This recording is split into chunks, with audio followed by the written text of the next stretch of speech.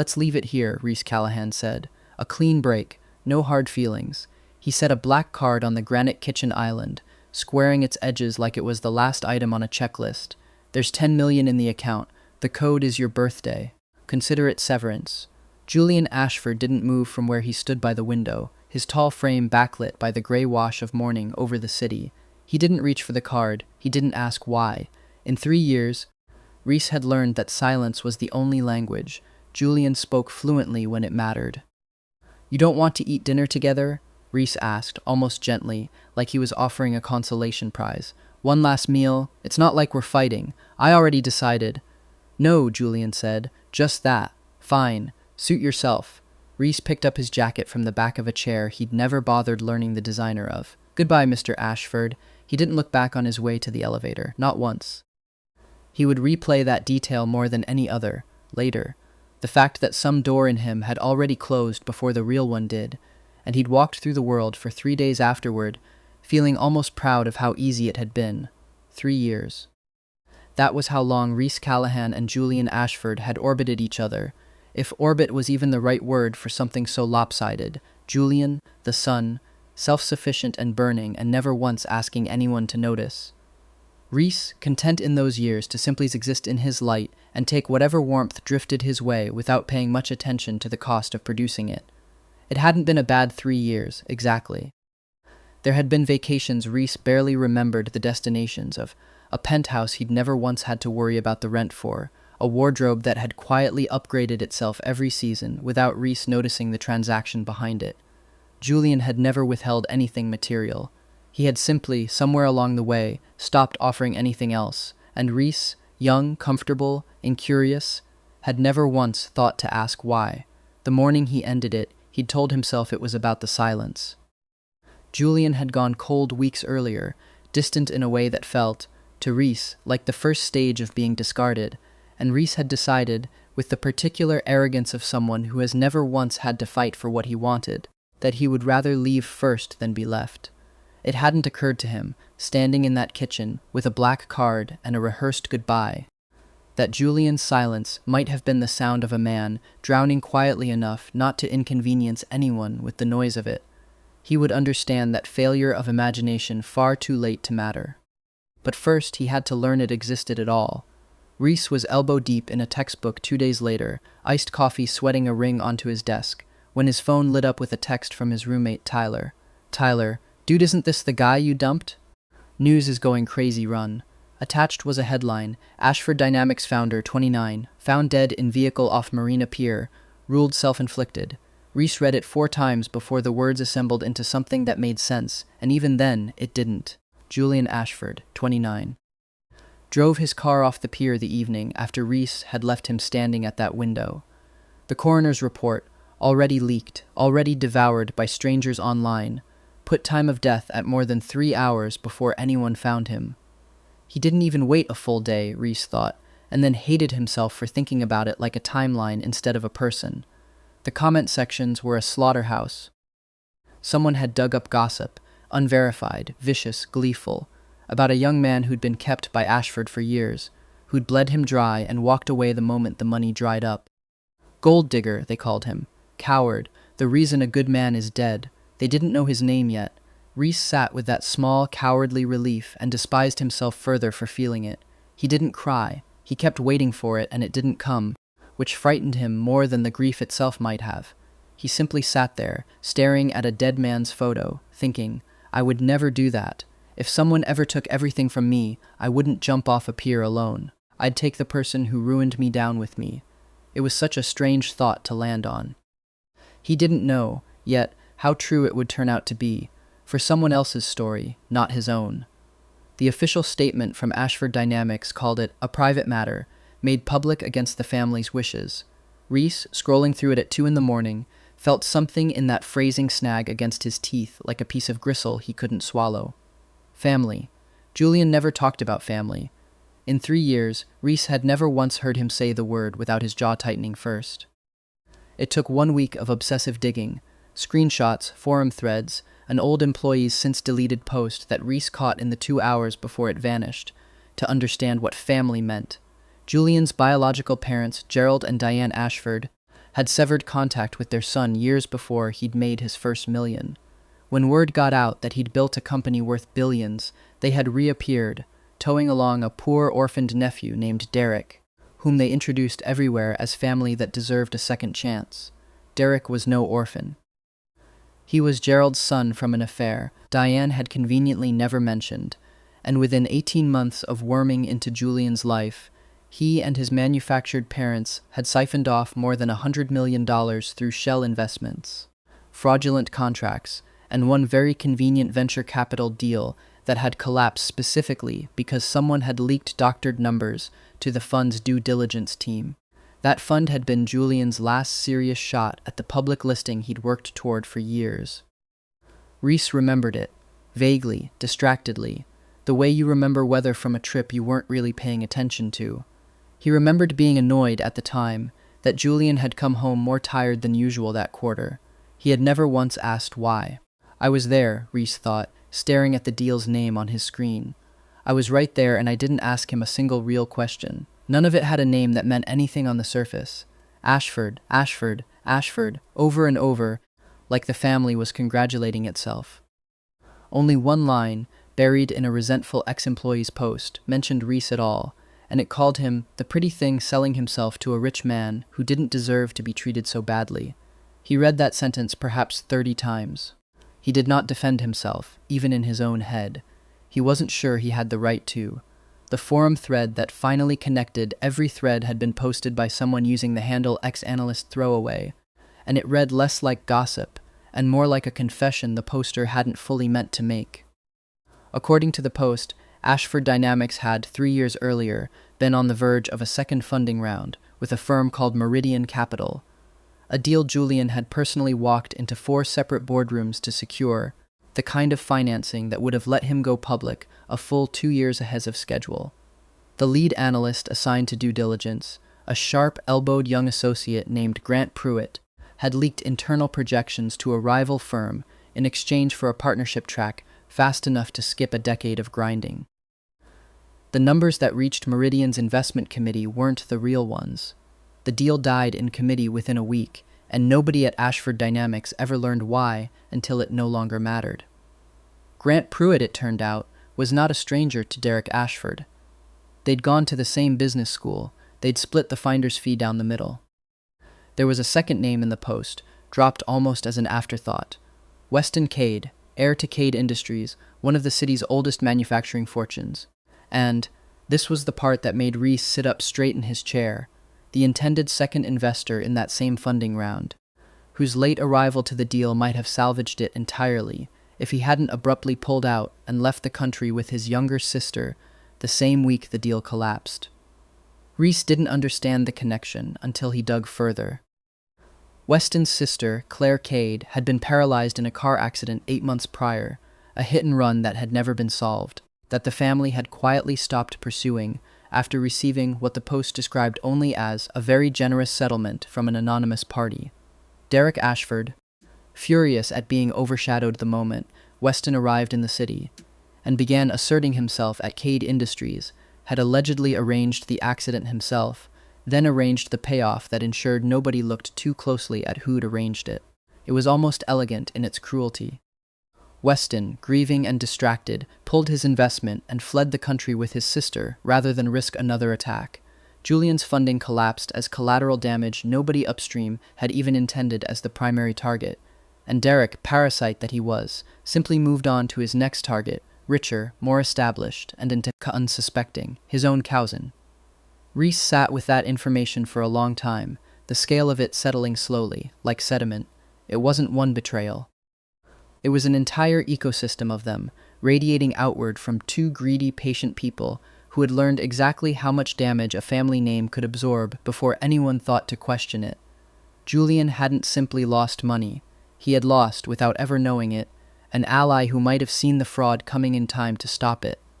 Reese found himself wishing, uselessly, that some version of himself in that life had thought to ask a single real question about any of it while there had still been time. The trail led him, eventually, to a town 4 hours from the city, Julian's hometown, a place Reese had never once been invited to in 3 years together and hadn't thought to ask about. because asking questions had never been the shape of their relationship. A neighbor, an older woman watering geraniums with the particular boredom of someone who'd tell a stranger anything for the company, filled in what the internet couldn't. Sharpest boy in the whole school, first in his class freshman year, she said. Then some other kids got hold of his diary, papered the entire hallway with pages of it before anyone could stop them. Everyone found out what was in there, that he liked boys, and the gym class boys made a real show of humiliating him for it. Ugly stuff, shouted right under his bedroom window some nights. What happened to him? His parents shipped him off. One of those places, corrective, behavioral. He never finished high school, never really came back to town after, not that anyone saw. She squinted at Reese. You know him? I did, Reese said, and didn't trust himself to say more. Shame, really, the woman went on, unbothered by his silence, tilting her watering can toward another pot. He was the kind of boy people expected things from. First in his class, trophies lined up on a shelf his mother used to show off to the neighbors. Then it all just stopped, near enough overnight. Boys can be cruel, but their parents are supposed to be the ones protecting them from it. His weren't. Did anyone ever try to stop the bullying? The woman's mouth thinned. A teacher tried, once. Got told by his father to mind her own business, that the boy needed firmer handling at home, not coddling from strangers. That was the last anyone heard of it before the boy vanished from school entirely. She shook her head. Some families would rather erase a child than defend one. Reese thanked her and walked the rest of the block in silence, replaying every small unexplained habit Julian had ever let slip in front of him. The way he flinched, almost imperceptibly, at loud laughter from groups of young men, and the way every curtain in his penthouse stayed drawn even at midday. The careful, pre-approved way he spoke, as though every sentence had passed through some invisible internal committee before being allowed out. Reese had noticed all of it once, and filed it under, "That's just how Julian is," the laziest explanation available, and had never once dug for the real one underneath. He found the institute 2 towns over, half collapsed now, weeds choking through the parking lot cracks, windows like missing teeth. He shouldn't have gone inside. He went inside anyway. In what must have been a dormitory room, low on the wall where a headboard would have hidden it from casual inspection, he found the writing. Gouged in, not written, deep enough that whoever had done it must have broken skin on their knuckles to leave a mark that permanent in old plaster. Reese crouched and read it by phone flashlight, and understood, all at once, exactly what kind of person Julian Ashford had spent his whole adult life pretending not to have been. I accept the treatment. I accept the correction. I accept every form of supervision and restraint until I am someone worth loving. The feelings I am not supposed to have are not being accepted from me. They will trap me. They will bring shame to everyone who has ever cared for me. I renounce them. I renounce myself. The inappropriate affection I've carried is nothing but a burden, a delusion that leads a person astray. My family and my teachers only ever wanted what was good for me. I shouldn't have these thoughts. I confess. I accept every form of guidance. Even the ache of wanting has to be recognized for what it is. Nothing. A pointless attachment. One I will, eventually, put down. Reese did not cry in front of the wall. He waited until he was back in his car, alone, before something finally broke loose in his chest. 3 weeks too late to matter to the only person it might have helped. Julian's family did not come to claim his ashes. Reese, who had spent 3 days in that small town waiting to see if they would, understood eventually that they wouldn't have to. Cremation was cremation, and shame this specific didn't require a burial to bury it. They had already gotten what they wanted from him while he was alive. His death was simply the final line item. He was not going to let them get one more thing. Reese bought the largest, most private plot the local cemetery had to offer, the kind reserved, historically, for people whose families had generational money instead of one very short, very brutal fortune. He chose it deliberately away from the road, sheltered by a stand of trees, quiet in the specific way he imagined Julian would have wanted, having spent his whole adult life surrounded by people who never left him alone. When he went to collect the remains, the funeral home had put them in the cheapest urn available. Plain plastic, the kind normally used as a placeholder before a real container arrived. The attendant told him, almost apologetically, that the family had specifically instructed the cheapest option and had asked, separately, whether an urn, of this quality could be resold at a discount if a buyer turned up. Someone had, in fact, turned up. A woman looking for a feng shui companion urn for her unmarried, deceased son. A spirit marriage, she called it, entirely undisturbed by the idea of buying a stranger's remains for $100.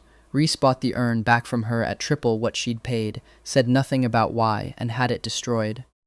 He commissioned a replacement carved from golden Nanmu wood, the kind of material that took months to source and cost more than most people's cars, and had every room the family had helped decorate at Julian's old house gutted down to the studs and rebuilt from scratch, just so nothing of theirs would remain in the walls.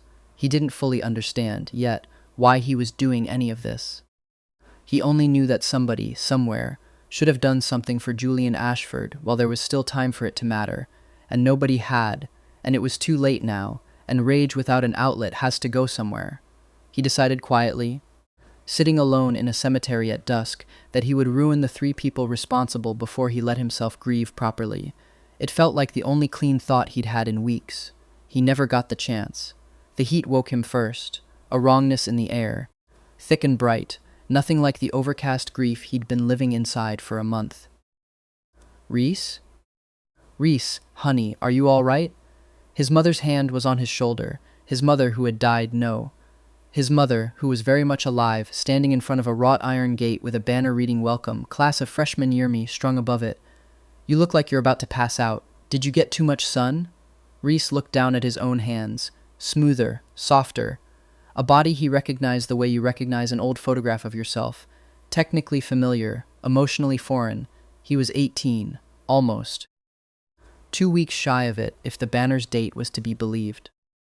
He was standing in front of his college's front gate on move-in day, his parents flanking him, his little sister already bored and scrolling on her phone. 4 years, almost to the day, before he would ever hear the name Julian Ashford spoken aloud for the first time. Julian, who at this exact moment, in this exact reality, was 25 years old and building a company 2 floors and 13 kilometers away, and was, Reese's chest seized on the thought before he could stop it, alive. "I'm fine," Reese said, and his voice came out thinner than he expected, younger. "Just the heat. Let's go check in." He walked through the gate on unsteady legs, already doing math he hadn't done in years. 4 years until they'd meet. In the life he remembered, 4 years he no longer intended to waste waiting. "I'm not doing any of it the same way this time," he thought. Not the waiting, not the silence, not the leaving. He didn't know yet whether the universe that had handed him this back door intended it as a mercy or a test. He decided, somewhere between the gate and the dormitory steps, that it didn't matter which. He would treat it like a mercy regardless, and dare the world to prove him wrong. That evening, over a dinner his mother had insisted on, despite the exhausting drive, Reese set his fork down with more ceremony than the moment strictly called for. "Mom, Dad, there's something I need to tell you." His younger sister, Mia, looked up with immediate suspicion, sensing drama the way certain animals sense weather changing. "I'm interested in men," Reese said, romantically. "I have been for a while, and I didn't know how to say it before, but I don't want to start this next chapter of my life still hiding things from you." His father set down his own fork more slowly. His mother's face did the complicated thing faces do when they're trying to process news and manage their own expression at the same time. "Is there someone?" his mother asked carefully. "Not yet," Reese said, "but there will be. There's a man I already know I want. He doesn't know me yet. I'm going to change that." "You don't even know if he likes men," his father said, not unkindly, just baffled. "I know," Reese said, and then, quieter, "I know him better than I know myself, honestly. I just need him to let me close enough to prove it."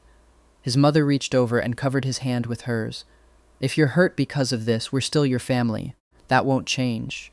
"I know that too," Reese said, and meant it more than he'd meant almost anything in the life he still secretly thought of as his last one. "Thank you for not making this harder than it needs to be." Mia, unable to let a silence sit for longer than 10 seconds, leaned across the table. "So what's his deal? Rich?" "Give me something." "Both," Reese said, and for the first time since waking up in this borrowed second chance, he smiled without it costing him anything. "You have no idea. The company was easy enough to find. Ashford Dynamics didn't yet have the name recognition Reese remembered from before, small enough at this stage that its headquarters address wasn't hard to look up. Julian's office was on the 32nd floor. In 2 years, Reese knew, the company would own the 32nd through 35th floors outright. For now, this was still the underdog era, the years before the world had learned Julian Ashford's name. Reese showed up at the front desk, holding nothing but a folder of made-up internship inquiry paperwork and a stubbornness he'd apparently kept intact across 2 lifetimes. "I need to speak with Mr. Ashford," he told the receptionist. "Do you have an appointment?" He did not. He was, predictably, escorted no further than the lobby and left a full hour later with nothing to show for it but a very firm security guard's memorized face. He tried other angles. A text, sent to a number he still somehow remembered exactly, 4 years before he should have had any right to know it. "Good morning, Mr. Ashford. This is Reese." No response. He sent another that evening, mentioning what he'd had for dinner, absurd and small talk shaped, the kind of message a stranger sends when they haven't yet earned the right to say anything real. Within 2 days, the number stopped delivering. Blocked.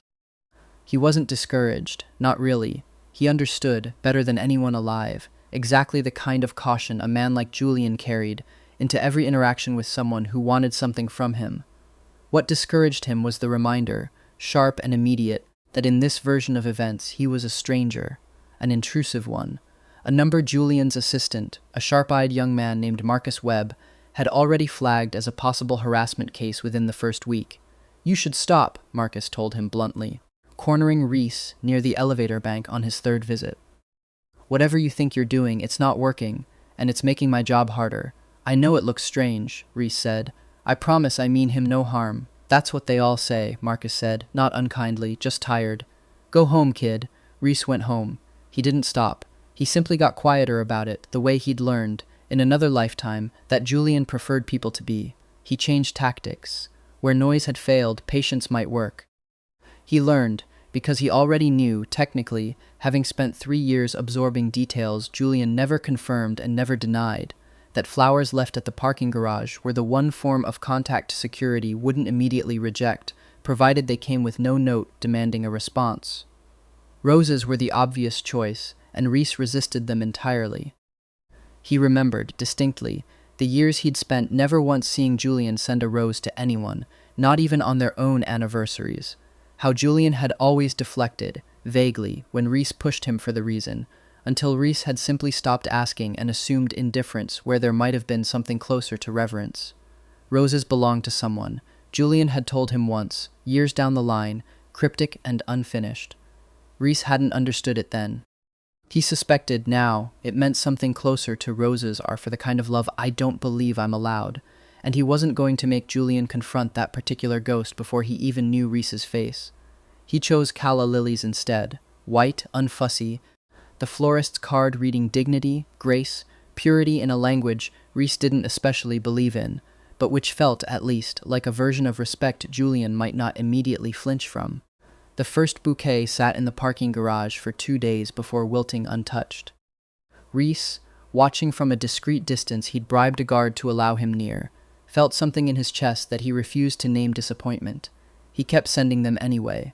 Flowers on Monday, plain white cards on Wednesday with nothing on them but a small, hand-drawn sun, no explanation attached, because he'd learned, across a whole relationship's worth of trial and error, in a life Julian would never remember, that over-explaining himself only ever made Julian more suspicious, not less.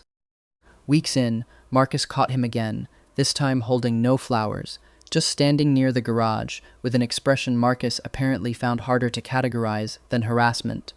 He didn't throw the last batch out, Marcus admitted, reluctantly, like the information cost him something. Had someone put them in a vase in his office instead. Reese didn't let his face show what that did to him. "Good," he said simply. "Thank you for telling me." Marcus studied him a long moment. "You're 18, he said finally. "It wasn't a question. In 2 weeks, Reese said." "He's 25. "I know exactly how old he is," Reese said, and something in his voice, some certainty too old for the face carrying it, made Marcus take an unconscious half-step back. "Just be careful," Marcus said, instead of whatever he'd been about to say. "He's had a harder life than people assume." "I know that too," Reese said, quiet now, all the fight gone out of his voice. "That's exactly why I'm not going anywhere." His birthday landed on an unremarkable Tuesday. Reese spent the morning like any other, went to class, ate lunch alone by choice, and by evening found himself standing again near that same parking garage, holding nothing this time but a small cake box and the particular calm of someone who has waited exactly as long as he intended to. Julian came down later than usual, tie already loosened, looking like a man who'd forgotten there was an entire world outside quarterly reports.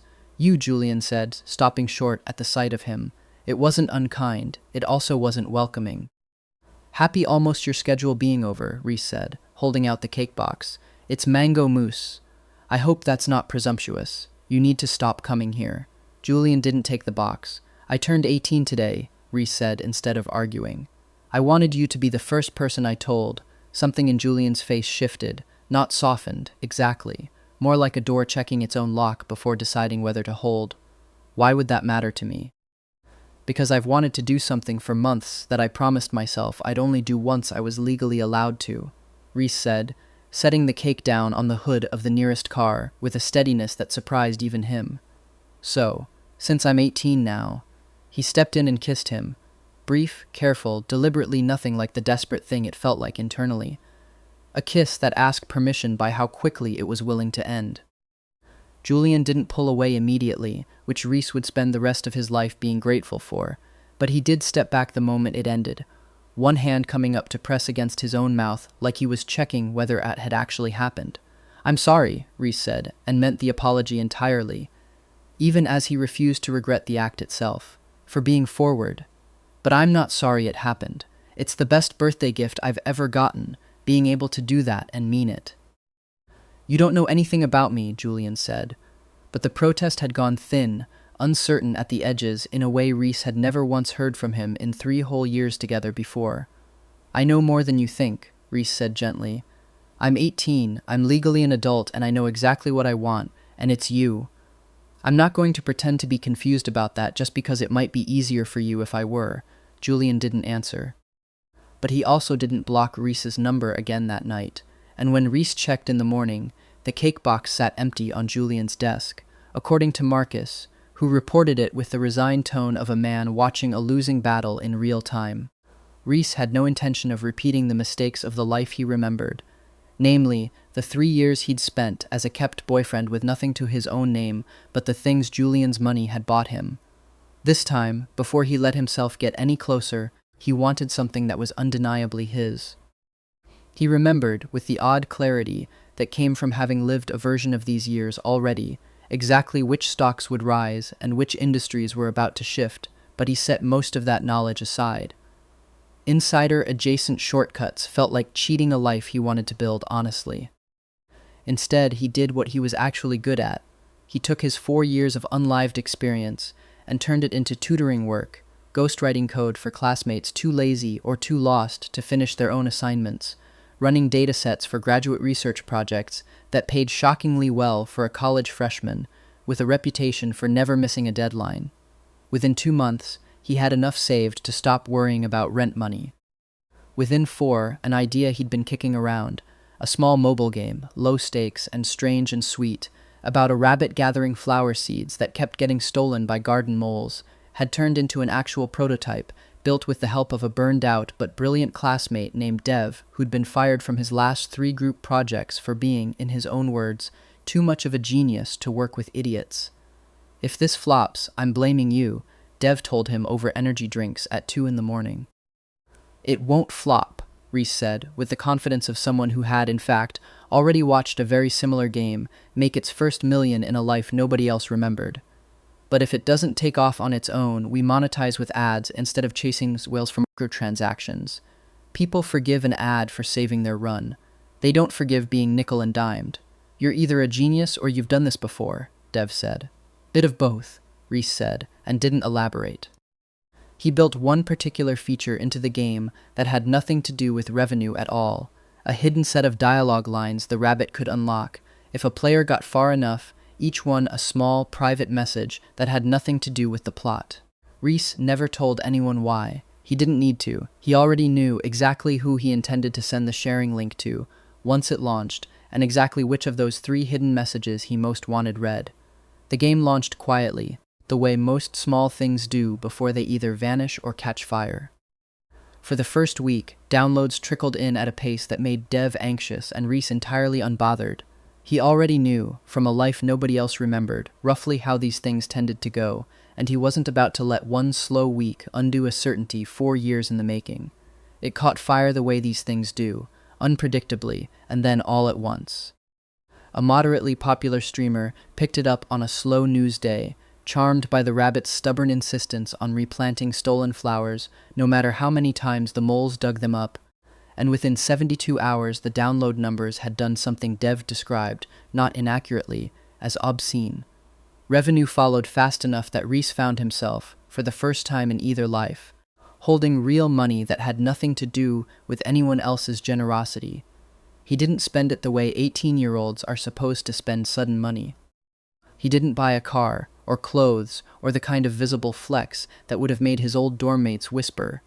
He opened a separate account, quietly, and started feeding it, month after month, toward a single line item in a private spreadsheet labeled, with characteristic bluntness, simply, for him. You could buy literally anything right now, Dev pointed out, not for the first time, watching Reese decline yet another opportunity to spend on himself. New laptop. A better apartment than that dorm room. Anything I know, Reese said. I'm saving for something specific. It has to be earned honestly, or it doesn't count. You're a strange guy, you know that?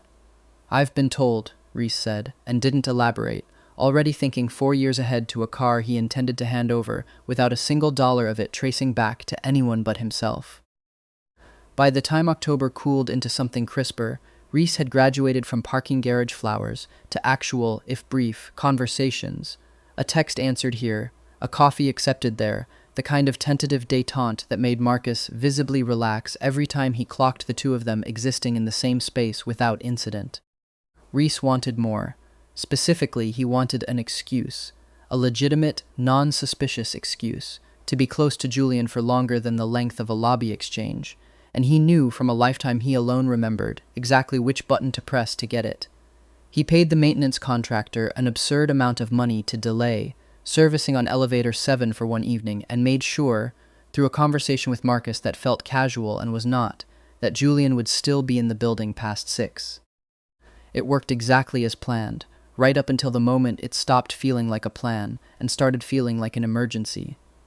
Julian, it turned out, did not simply dislike small spaces. He had a fully fledged, blood-draining, air-stealing panic response to them. Something Reese had never known in their previous life together, because Julian had never once let himself be caught anywhere near an elevator malfunction in 3 years. And Reese had never thought to ask why he always took the stairs. The building's cameras caught it in fragments. Reese would later replay with real shame.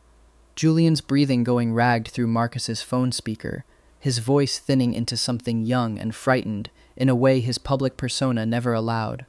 Reese stood outside the shaft with his own heart in his throat, terrified in a way he hadn't planned for, guilt curdling fast and ugly underneath the fear. "Julian, can you hear me?" Reese called through the doors, dropping every pretense of composure. "It's Reese. I know you're scared. I need you to breathe with me, okay?" In for 4. "I'm right here. I'm not leaving." It took 11 minutes for the fire department to force the doors. 11 minutes that felt like an hour. Reese's voice raw from talking Julian through them the entire time, refusing to let a single silence stretch long enough for panic to fill it. He talked about anything and everything to fill that silence. The rabbit game's ridiculous mole sound effects, the taste of taro versus matcha, the exact shade of orange, the sky, had turned the evening he'd first seen Julian's office window lit up from the street below. None of it mattered as content. What mattered was the unbroken sound of a voice that had no intention of going anywhere, filling a small dark space that had once, a long time ago, taught a much younger version of Julian that being confined and alone was simply what he deserved. "You're doing so well," Reese said, over and over, pressing his palm flat against the cold metal doors as if touch could somehow travel through steel. "I know it doesn't feel like it right now, but you are. Just a little longer. I promise you're not alone in there, even if it feels that way. I'm right here. I'm not moving." When the doors finally opened, Julian all but collapsed forward, and Reese caught him without thinking, arms coming up on instinct built from 100 smaller moments he wasn't supposed to remember yet. "I've got you," Reese said, quieter now that the crisis had passed, guilt sitting like a stone in his stomach, even as relief made his knees weak. "I've got you. You're out. It's over." "Why did this happen tonight?" Julian rasped, still shaking, not really a question aimed at anyone. "I don't know."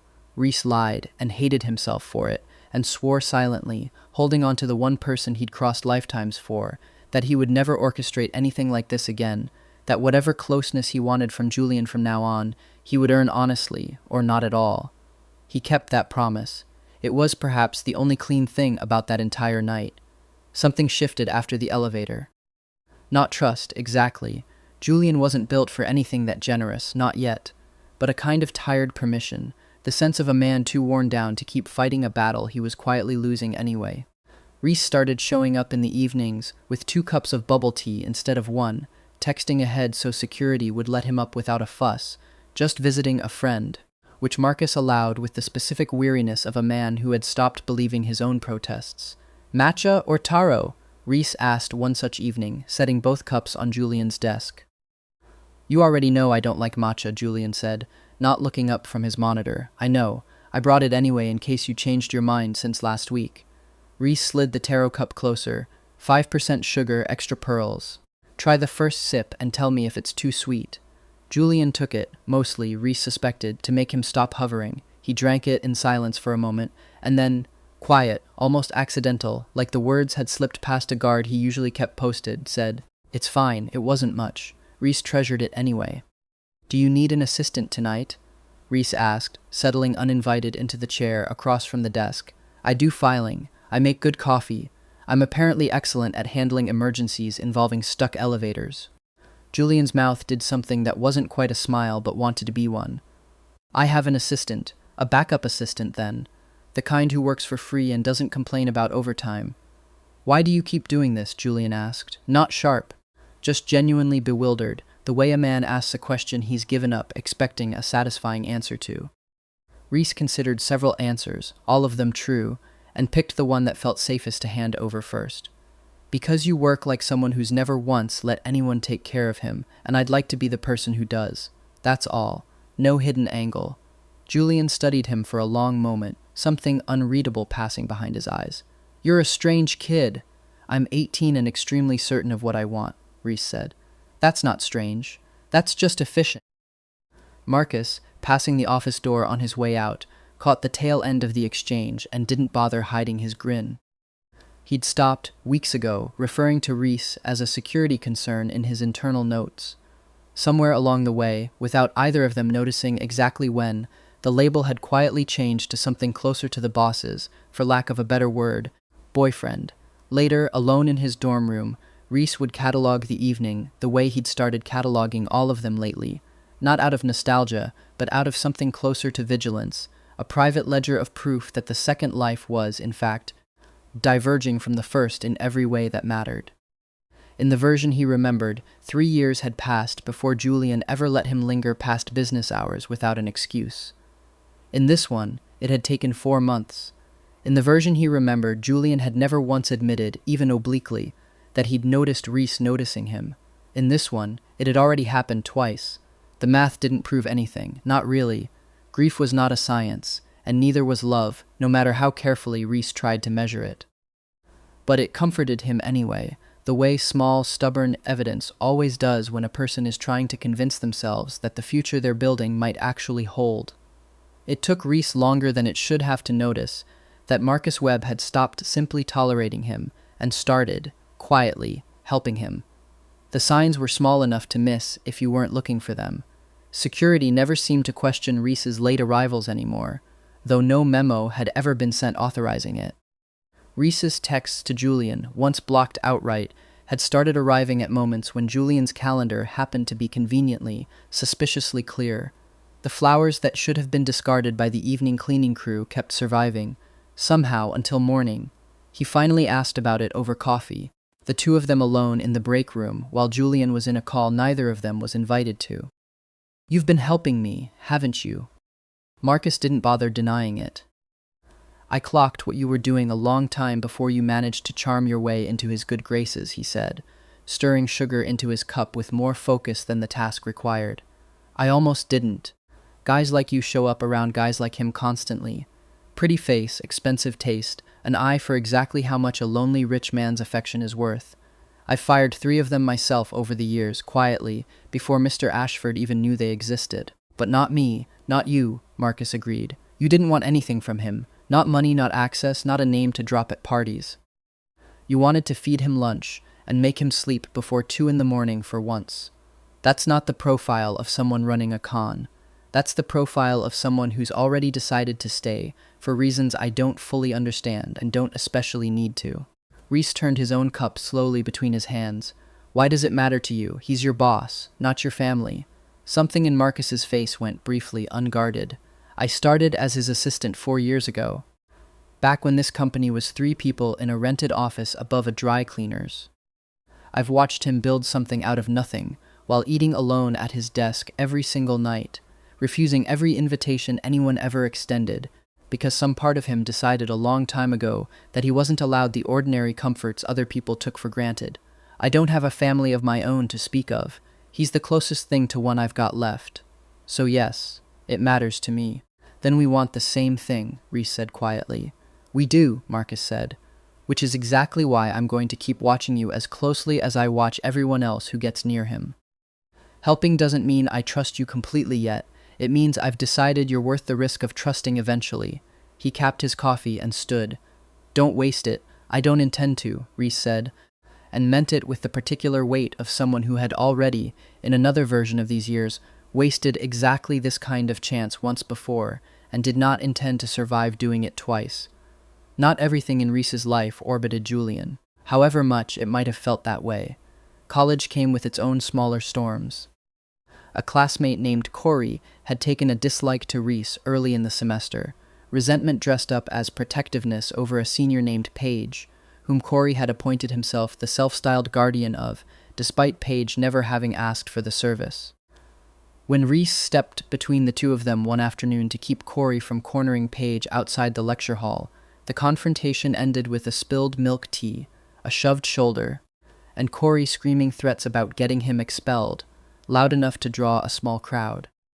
You started it, Corey snapped, recording everything on his phone with theatrical outrage. I'll show the whole department this footage. Please do, Reese said, unbothered. Show them the part where you grabbed her arm too. I have that on video as well. The professor overseeing the department's conduct review the following week listened to both accounts with visible patience wearing thin. When Corey tried to spin the narrative, insinuating, with maximum insincerity, that Reese and Paige were secretly involved, and that Reese's wealthy boyfriend was clearly funding some kind of campus manipulation, Reese simply asked, evenly, whether Corey would like to explain, on the record, the 3 months he'd spent making Paige run his errands, buy his cigarettes, and take blame for his missed group deadlines. I'd rather not embarrass anyone further, Reese added, mild as milk. I'm happy to return the money I already paid you to leave this alone, if you'd like to delete the post and consider us settled. Corey, cornered and furious, took the deal. The post disappeared within the hour. Paige, catching Reese afterward outside the building, looked equal parts grateful and baffled. Why'd you even get involved? She asked. You didn't have to. Because it was the easy, obviously right thing to do, and I've decided I'm the kind of person who does those now, Reese said, and didn't explain any further, because the truth, that he'd once let an entire relationship's worth of easy, obviously right things slide past him without lifting a finger, wasn't a story he owed anyone at that lecture hall. Paige, however, wasn't satisfied with quite that much mystery. She caught up with him again a few days later outside the library, 2 coffees in hand, one of which she pushed toward him without asking if he wanted it. You've got a boyfriend everyone's whispering about, a business that's apparently already turning a profit, and you handled Corey like you'd done it 100 times before, she said. Either you're some kind of prodigy, or you're a lot older than 18 in every way that actually counts. Reese accepted the coffee and considered, briefly, how much of the truth a person could survive hearing without believing you'd lost your mind. He settled for the safest fraction of it. Let's just say I've made enough mistakes in relationships to recognize when someone else is being taken advantage of. Corey wasn't protecting you. He was using you and calling it protection. Those aren't the same thing, even when they look similar from the outside. That's oddly specific, Paige said, studying him. I've had a lot of time to think about the difference, Reese said, and left it there, and Paige, sharp enough to recognize a closed door when she met one, and kind enough to respect it, let the subject drop, though she made a point, from then on, of introducing him to people as the guy who actually notices things, which Reese privately considered the nicest reputation he'd ever been given. The Corey incident also had one unexpected side effect. Word of it reached Julian, secondhand, through a mutual acquaintance who mentioned, in passing, that some freshman handled an ugly campus situation like a seasoned negotiator. Julian didn't say anything about it directly, but the next evening, when Reese arrived with the usual 2 cups of bubble tea, Julian glanced up from his monitor and said, without preamble, I heard you talked someone out of a lawsuit instead of into one. News travels, Reese said, pleased despite himself.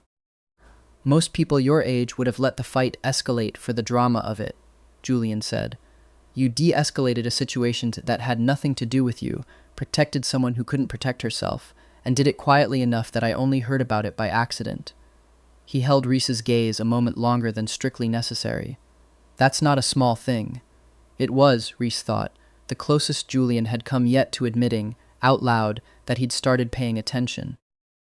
Winter came, and with it, a strange tenderness that had crept into the space between them without either quite naming it. Julian had started letting Reese sit in his office unannounced. He had started, on rare nights, letting Reese talk him out of working past midnight. He had once, without any prompting, texted first. It was on one of those quiet nights. Reese curled into the corner of Julian's office sofa doing homework while Julian worked through a contract review, that Julian finally asked the question Reese had been waiting 4 months for. Why does someone your age act like they've already lived an entire life? Reese set his pen down carefully. Can I tell you something that's going to sound insane? You've already done several insane things in front of me. I think I can handle one more. A person's soul and their body don't always age at the same speed, Reese said slowly, choosing each word like it might be the last chance he got to say it plainly. My body is 18, but something in me, call it my soul, if you want a word for it, feels a lot older, like it's already lived through things my body hasn't gotten to yet. Julian's expression didn't change, but he'd stopped reading the contract entirely. You, Reese went on, quieter, are the opposite. Your body's 25. But some part of you got frozen a long time ago, at an age much younger than that. An age where you were told the truest thing about yourself was something to be ashamed of. I think you've been carrying that scared, unfinished part of yourself around for years, pretending it's not still there. That's a very specific theory, Julian said, voice carefully even, for someone you've known 4 months. I told you, my soul's older than I look. Reese held his gaze steady, refusing to look away first. I don't need you to explain anything to me. I just need you to know that whatever that younger, frightened part of you believes about yourself, that it's shameful, that it's a burden, that it's something to correct, none of that is true. It was never true. Someone lied to you about who you were, a long time ago, and I would very much like to spend the rest of however long you'll let me proving them wrong. Julian was quiet for a long moment. When he finally spoke, his voice had lost its usual armor entirely. I love you, Reese said first, before Julian could find whatever guarded, deflecting thing he'd been about to say instead. I'm saying it now because I don't want you spending one more night wondering if it's real. I love you. I have for longer than you'd believe if I told you the truth. I'm not going anywhere, and I'm not asking for anything back tonight except that you let that be true. I can't say it back yet, Julian admitted, and for the first time it sounded like an honest confession rather than a rejection. I don't fully know how. That's fine, Reese said. I've got time. I intend to use all of it. Julian set the contract aside entirely, folding his hands on the desk like a man bracing himself for a conversation he hadn't expected to have that night. Can I ask you something, and you answer honestly, even if it makes me sound pathetic? Always. Do you think it's possible to unlearn something you were taught so young you can't remember a version of yourself before you believed it? Julian's voice had gone very quiet, very careful, the tone of a man handling something fragile he wasn't sure he was allowed to touch. I've spent more than 10 years telling myself that wanting what I want makes me a disappointment. I don't know how to just stop believing that, even when logically I know it isn't true. I think you don't unlearn it all at once, Reese said. I think you unlearn it one Tuesday at a time, one taro tea at a time, one person choosing over and over not to leave until eventually the old belief gets quieter simply because it stops being fed. He leaned forward, elbows on his knees. You don't have to believe you deserve this yet. You just have to let me keep showing up while you figure it out. That part, I promise you, I'm very good at. You make it sound simple. It's not simple. It's just worth it, Reese said. Those aren't the same thing either.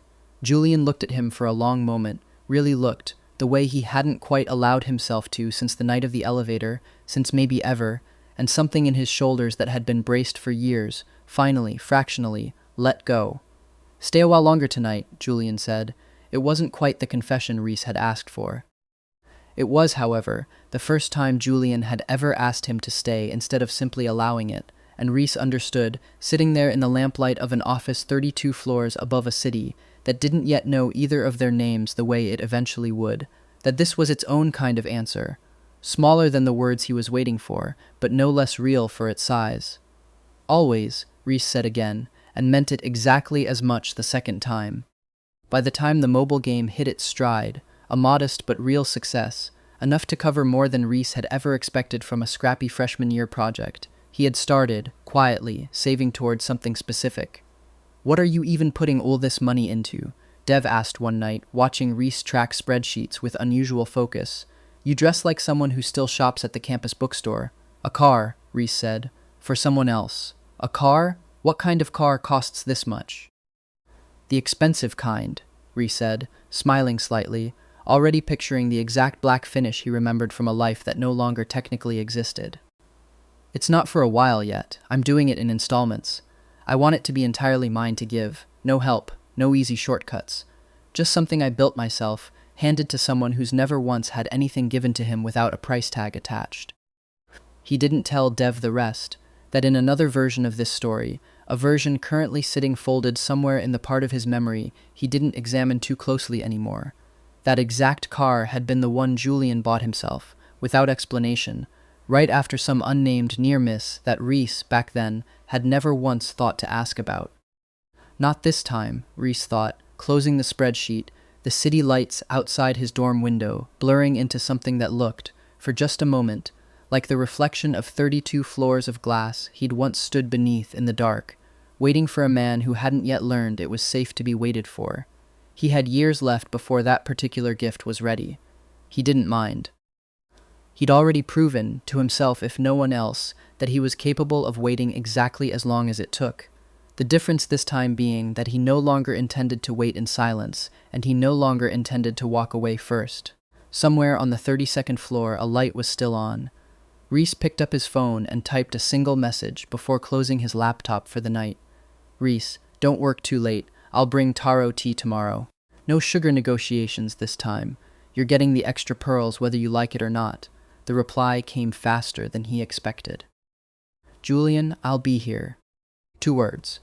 It was, Reese thought, the most honest promise anyone had ever made him, twice, in 2 different lives, and only now, finally, likely to be kept. Reese kept one thing from his previous life that he never told Julian about, not in those early years, not for a long time after, a single photograph, printed and folded small, tucked in the back pocket of a wallet he'd bought secondhand his freshman year. It wasn't a picture of Julian. It was a picture Reese had taken, in the life that no longer technically existed, of the plot of land he'd bought for a dead man's ashes, the quiet stretch of grass under a stand of trees, chosen because he'd imagined, uselessly, that it was the kind of place Julian might have liked, had anyone ever asked him what he liked. He never went back to check whether that particular plot of land existed in this timeline. He suspected it didn't need to. Whatever mechanism had handed him these 4 extra years hadn't done it so he could keep grieving a death that hadn't happened yet. It had done it, he came to believe, so that grief could simply run out of reasons to exist at all. Derek Ashford, Gerald, and Diane were still out there somewhere in this timeline, presumably nursing the same greed, waiting for the same opportunity to attach themselves to a fortune they'd contributed nothing toward building. Reese hadn't forgotten them. If anything, The 4 years of head start had sharpened his patience into something closer to precision. He had time now, real time, to make sure that when Julian's success finally drew them out of whatever hole they were currently hiding in, there would be nothing left for them to take. No leverage, no shame to weaponize, no silence for them to exploit. He thought sometimes about the version of himself who had once stood in a kitchen with a black card and a rehearsed goodbye, believing that walking away first was the same thing as strength. That version of him hadn't been cruel, exactly, just careless in the specific, forgivable way of someone who had never once had to earn anything he'd been given. Reese didn't hate him. He simply refused every single day to become him again. Marcus still watched him carefully, the way a man watches a bridge he's crossed once and knows can still collapse. Paige still introduced him around campus as the guy who actually notices things. Dev still complained, cheerfully, that the rabbit game's success had ruined his sleep schedule permanently. And on the 32nd floor of a building that would, in 2 years, belong to Julian floor by floor by floor, a light stayed on later than it should have most nights, except now, more often than not, there were 2 cups on the desk instead of 1, and someone waiting, patiently, for the day Julian finally found the words to say back what Reese had already told him 3 times, and would gladly tell him 1,000 more, for as long as it took. He had been given a second 18 years old. He intended to spend every year that followed, making sure it looked nothing like the first.